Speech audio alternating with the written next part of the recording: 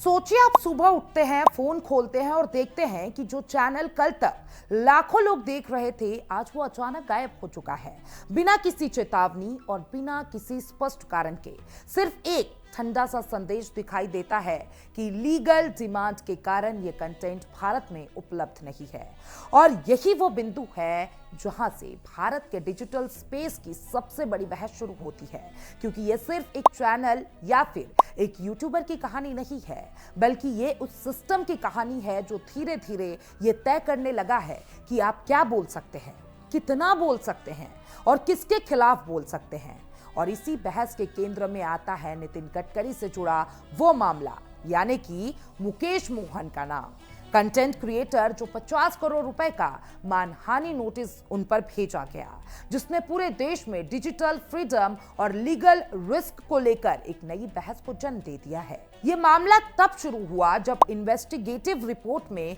कुछ business connection और patterns को दिखाया गया, लेकिन उस रिपोर्ट ने सीधे कोई आरोपी या आरोप नहीं लगाया, बल्कि केवल संभावनाएं और संकेत दिए। वहीं दूसरी तरफ मुकेश मोहन ने उसी रिपोर्ट के आधार पर एक वीडियो बनाया, जिसमें भाषा और प्रस्तुति ऐसी थी कि दर्शकों को एक तय निष्कर्ष जैसा लगा। और यहीं से पूरा मामला कानूनी विवाद में बदल गया, क्योंकि भारतीय कानून के अनुसार अगर कोई व्यक्ति किसी रिपोर्ट को बढ़ा चढ़ाकर या गलत तरीके से प्रस्तुत करता है, जिससे किसी की प्रतिष्ठा को नुकसान पहुंचता है, तो वो मानहानि के दायरे में आ सकता है। और इसी आधार पर नितिन गडकरी की ओर से यह तर्क दिया गया कि वीडियो में तथ्यों की व्याख्या बदल दी गई है। और सबसे बड़ा सवाल यही उठा कि जिस मैगजीन ने मूल रिपोर्ट प्रकाशित की, उस पर कोई कार्रवाई क्यों नहीं हुई, जबकि एक इंडिपेंडेंट क्रिएटर को इतना बड़ा नोटिस दे दिया गया। और यहीं से पत्रकारिता और कंटेंट क्रिएशन के बीच का फर्क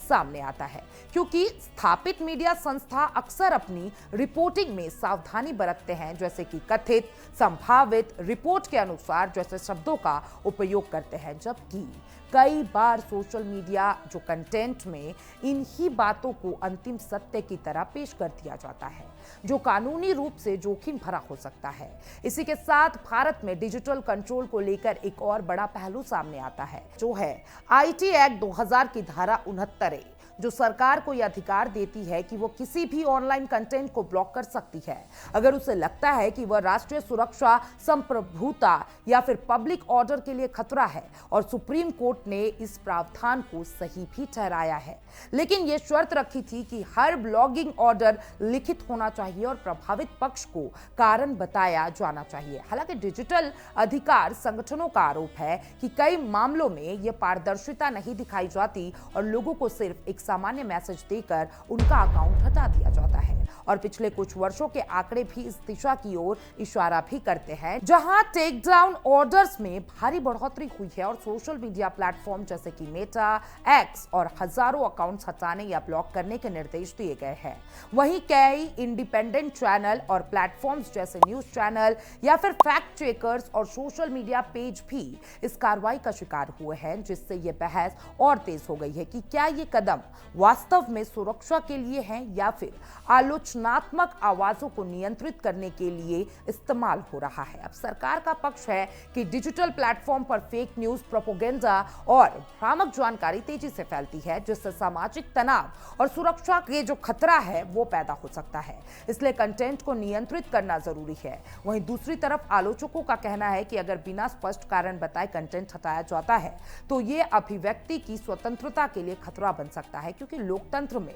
सिर्फ सहमति वाली आवाजें ही नहीं, बल्कि असहज और आलोचनात्मक आवाजें भी उतनी ही जरूरी होती है। और इस पूरे मामले में सबसे बड़ा सबक कंटेंट क्रिएटर्स के लिए निकलता है कि उन्हें किसी भी रिपोर्ट या जानकारी को इस्तेमाल करते समय बेहद सावधानी बरतनी चाहिए और उन्हें अपने सोर्स को स्पष्ट रूप से बताना चाहिए और तथ्यों और अपनी राय को अलग रखना चाहिए और ऐसी भाषा का इस्तेमाल करना चाहिए जो ये दर्शाए कि सवाल उठा रहे हैं, ना कि अंतिम निष्कर्ष दे रहे हैं, क्योंकि एक छोटी सी भाषाई गलती भी बड़े कानूनी संकट में बदल सकती है, जैसे कि मुकेश मोहन के मामले में देखने को मिला। अंत में यह सवाल बना रहता है कि क्या भारत डिजिटल सेंसरशिप की ओर बढ़ रहा है या फिर सिर्फ एक जरूरी नियंत्रण है? इसका सीधा जवाब शायद अभी स्पष्ट नहीं है, लेकिन इतना जरूर है कि यह बहस आने वाले समय में और तेज होगी, क्योंकि एक तरफ सुरक्षित इंटरनेट की जरूरत है और दूसरी तरफ अभिव्यक्ति की